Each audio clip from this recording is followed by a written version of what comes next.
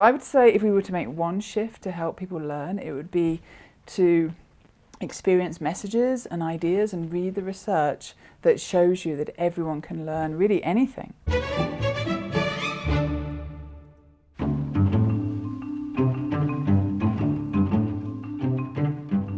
What we need to work on in this country is getting comfortable with struggle in learning, with the discomfort that comes from not knowing something. I think the hardest thing that our students have of whatever age is that need to be right first thing. That need to know what the rules are, to know what success is going to be immediately, means that there's no discovery. I've always believed that people who are great at learning are curious people, right? They want to ask questions.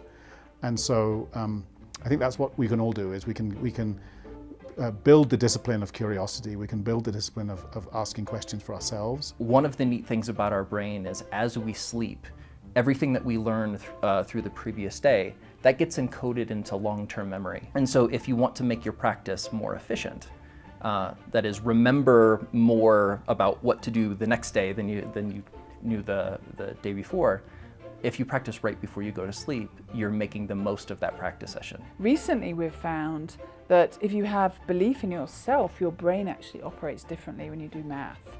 And it is the kids who believe in themselves who cope better when they make a mistake. Their brains actually spark and fire because they know mistakes are good. Part of the problem with education today is we're sort of force-fed the questions, where it's overly structured. Kids get used to being asked the questions rather than asking them for themselves.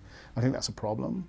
I think certainly when it comes to creativity, the sort of step one of any creative process is asking a really interesting question, often a question that challenges assumptions or reframes the problem.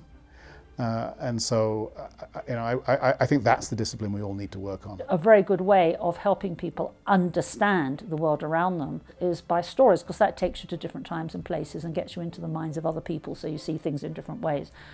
Moreover, stories actually enhance your attention span, and for very young children they help you develop an imagination, none of which, in fact I would argue, the screen not only doesn't do that but is actually bad, because you're having these literal images in front of your face rather than that wonderful, thing when your mum says, "Oh, once upon a time there's a fairy princess."